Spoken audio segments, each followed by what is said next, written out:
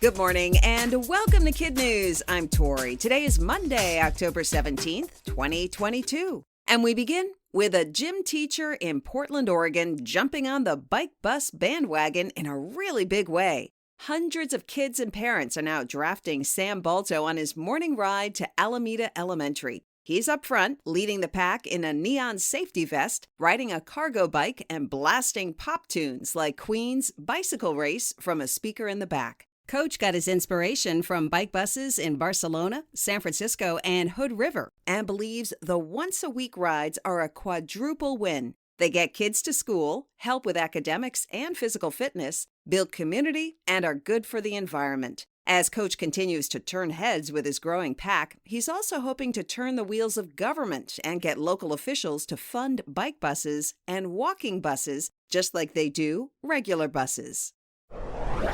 Have you gotten your flu shot yet? Health experts say, don't wait. Infections are picking up steam and hitting schools in some parts of the country extra hard, and about a month earlier than normal. According to the CDC and CBS News, cases are high in Texas, parts of the Southeast, New York City, Washington, D.C., and San Diego, where almost half the student body at Patrick Henry High was out sick last week. The flu vaccine isn't a guarantee against infection, but research shows it helps keep cases mild.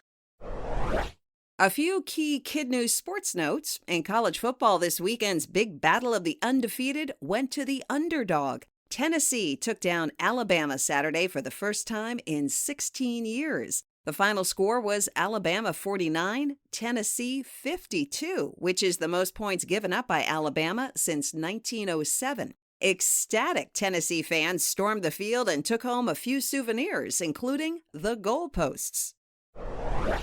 And another sports shocker, this one in Major League Baseball. After sailing through the season with the most National League wins since the Cubs in 1906, the Los Angeles Dodgers collapsed in the playoffs to their Southern California rivals, the San Diego Padres. San Diego next faces the Philadelphia Phillies, who eliminated last year's world champion Atlanta Braves. The NLCS starts tomorrow. BTS is back. Maybe not forever, but at least for one night. The K-pop boy band regrouped over the weekend for the Yet to Come in Busan concert in Busan, South Korea, to help pump up that city's bid to host the World Expo in 2030. Italy, Ukraine, and Saudi Arabia are also competing for the honor, with the decision expected next year. Saturday's show was BTS's first since June, when the group announced a break to focus on solo projects. Looming over their big reunion was a big question. Will the 7 members have to sign up for South Korea's mandatory military service? According to NBC News, the group's oldest member, Jin, turns 30 in December, and the band has already been granted a 2-year extension. Some fans are hoping for a last-minute exemption, but just last week, the commissioner of the Military Manpower Administration said it is desirable for BTS members to serve. A video aired during the Queen's Jubilee of her having tea with Paddington Bear gave new life to an old favorite, so much so that when Elizabeth II passed away, mourners left more than 1,000 stuffed Paddingtons outside Buckingham Palace and Windsor Castle in her honor. Now, palace officials say all those bears have been carefully collected, cleaned, and will be donated to Barnardo's, a British children's charity long supported by Her Majesty.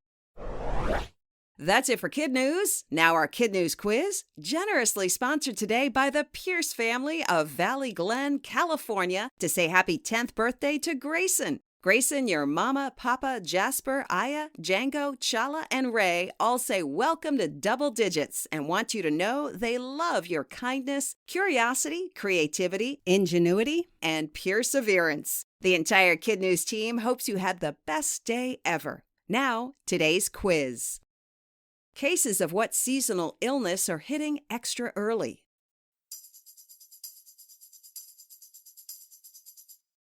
The flu.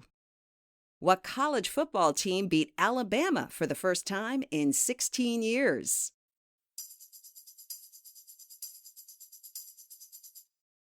Tennessee. Members of what pop group may have to join their nation's military?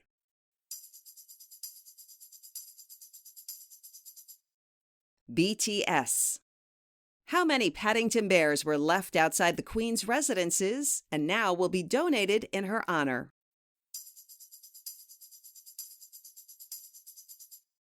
More than 1,000. In today's Kid News Kicker, just in time for Halloween, an opportunity to get in the grill of some ghosts. The 3-story firehouse from the 1984 Ghostbusters movie is up for rent. It's not in New York City, where the original film takes place, but in Portland, Oregon. Still, it's pretty much an exact replica, and according to CNN, comes with everything any amateur ghost chaser could need, including Ghostbuster fight suits, a PKE meter, ghost traps, an aura video analyzer, and an ecto-containment unit to safely store spirits. Those brave enough to experience paranormal activities and play with ghostly gadgets can book a stay for $19.84 per night, an amount chosen for the year the film was released. Thanks again to the Pierce family of Valley Glen, California for sponsoring today's quiz. Another big Kid News happy birthday to Grayson. A shout out to his teachers, Mr. Blanchard, Ms. Pincus, and Miss Anthonison, and all his friends at Los Encinos School, including big brother Jasper in 6th grade. We also want to say hello to Mrs. Cutshall and her Tigers at Tyler Run Elementary in Powell, Ohio. Mrs. Murphy's 5th grade Pembroke Titans at Hobbamuck Elementary in Pembroke, Massachusetts. Mrs. Seifert's Scholars at St. Michael the Archangel in Coopersburg, Pennsylvania. And Mr. Schick and his Roadrunners at Ridgewood Elementary in Portland, Oregon. Thanks for listening. Please consider a donation or a sponsorship to help keep us on the air and ad-free. And we'll see you back here for more Kid News tomorrow morning.